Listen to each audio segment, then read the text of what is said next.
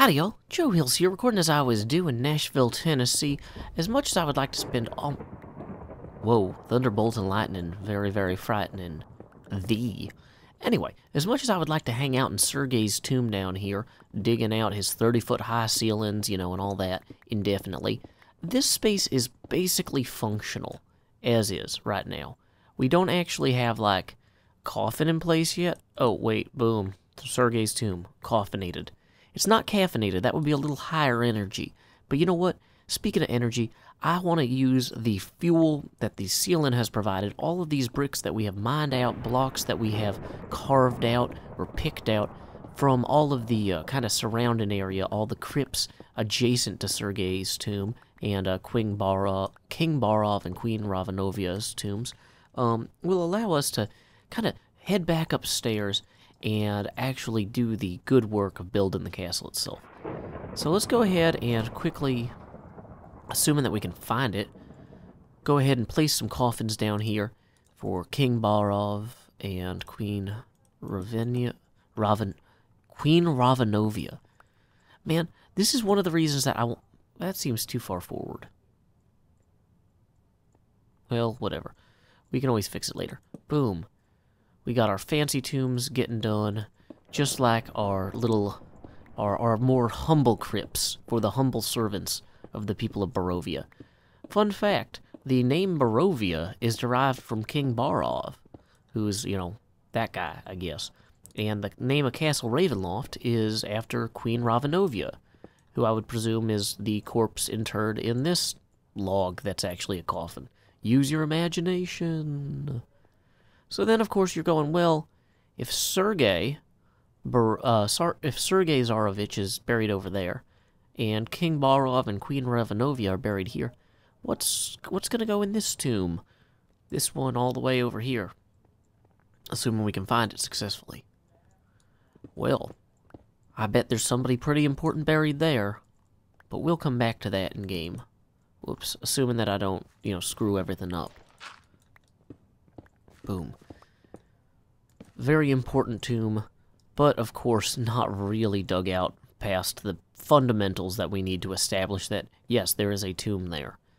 But, hey, function over form. Wait, right? Something. Whatever. We are getting this done. So, anyway, I was excited to read today that apparently the Boy Scouts of America is going to open up their Cub Scouting program to young women. And, they're hopefully going to do more stuff for older scouts later, but as someone who is selfishly interested in this, partially because I have a 4-year-old daughter who is going to be old enough to become a Cub Scout soon, this is very exciting news for me personally. And I know I've talked in these episodes before about wanting my daughter to have the opportunity for the sorts of experiences I had in Boy Scouts, and this is a great first step. So just a quick shout out to the Boy Scouts of America for slowly, admittedly, refining their policies to be more kind of gender neutral or future facing, depending on how you want to look at it. I want these opportunities for all, I was going to say all Americans, but I guess other countries have scouts too. But once the Boy Scouts of America starts telling other countries what to do, then that's going to be a whole bad precedent. We don't want actually to do that. Oh no, this ceiling is still worthless. Functionally, that might be a problem in the long term.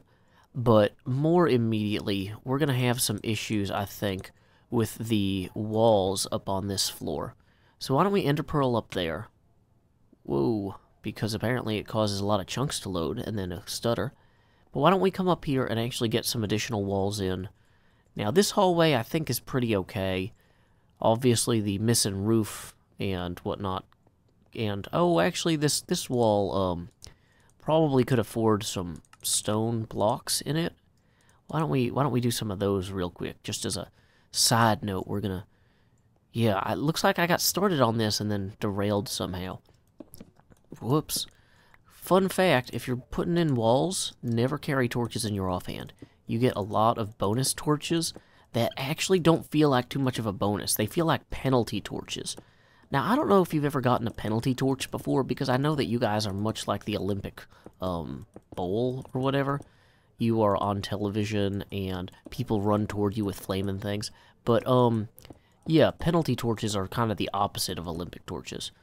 In old-timey soccer games, they would throw a penalty torch on the field if somebody did something that was illegal, like set the field on fire. So, you know, a lot of self-perpetuating problems there. But modern soccer has far fewer of those. And, also, congratulations to the U.S. Women's World Cup team for making, or soccer team for making the World Cup this year. So, lots of congratulations all around.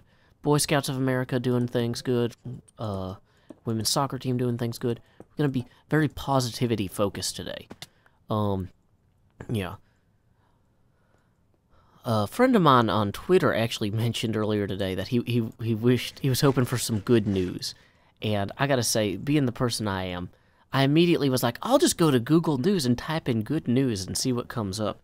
And it's actually a lot of news articles about people saying things are good that are actually bad. It was kind of upsetting. Although there was one article about, like, good news about HPV vaccination numbers. Apparently those are helping prevent cancer. So, hey, props to people working on HPV vaccination programs. So this is technically a dead space. So in order to indicate that this is a dead space up here, I'm going to just use cobblestone. So that way I know it's a dead space. Maybe what I should do... Well, yeah, we're just going to... So, like, inside the map, there's just nothing in here. This is just a hollow place up here. So, going from our throne area over here to the north, I've set up the proper dead spaces with cobble, so that way we know where not to build anything. I've realized that this space actually, bizarrely, should be higher up and further to the south, but that's actually going to break its ability to interact with this spiral staircase here as it's actually designed. So we're going to leave this where it is in the... it functionally works better here, even though on the maps it geographically shouldn't be here. So we're going to leave this room, which is like the servants' guest quarters, or like the guest servants' quarters in place right there. And I've already started on where the roof should go for this, which is kind of a... extrapolation, let's say, on the original design, but we gotta get done. We gotta get this done. Like, this is, we gotta make some guesses. We gotta make some extrapolations. We gotta get going. So if we head over here, further south of the King and Queen's chapel seats, we need to have this walkway extend out as well, and we're gonna have some torches on that. So that'll melt the snow in the short term, and in the long term, prevent more snow from, like, you know, accumulating here. Before hopefully ultimately resulting in, you know, a roof. No, I mean, torches don't result in roofs, usually. I will make a roof sooner or later. I believe in myself, and this is a personal failing that I've yet to come to terms with, so I'm just going to keep leaning into it. Anyway, let's keep at it. Time skip. Snow continues to fall, but our newfound roof is proof that it will not fall on all of the rooms of the castle. And as we further enclose this from the elements, I think it's elementary that we should probably wrap up this tower a little bit. Now, the actual layout of how this tower intersects the second floor here is pretty complicated, which is one of the reasons that this wasn't already done.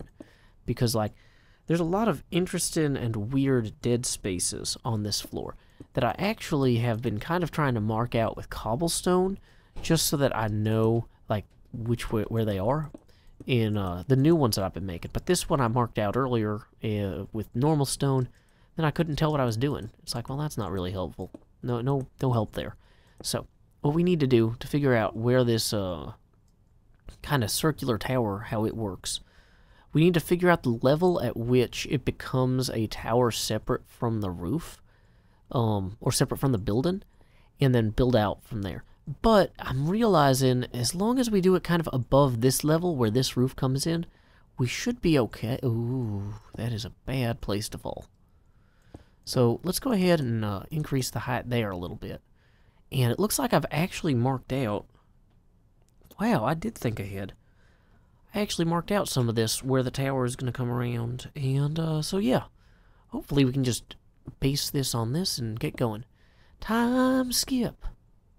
Okay, so in the servants' upper hall here, I've not only gotten the roof mostly done, but also added this dirt-caked window. And then boom, there's our tower wall, looking much more towering than it was before. So that'll probably look better from outside. But I'm just excited about getting what I can... getting through a single door. Now I'm just excited about getting what I can done on this.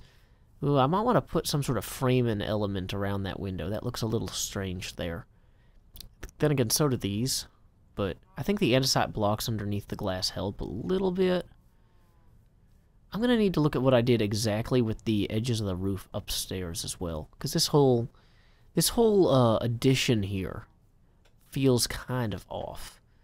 Like, but this is one of those weird quirks of the design, really. This is... I just don't see any way around the way the footprint is in the map. This part just sticks out. And... like, yeah, it sticks out one block past where that sticks out. Although, ooh, looks like I've got it sticking out maybe... oh, I've got it sticking out extra so I can accommodate the size of the rooms inside. That's some of that visual element there that's off, but I don't know. There's definitely something I can do to improve that in the long term. We'll have to think about it. Time skip.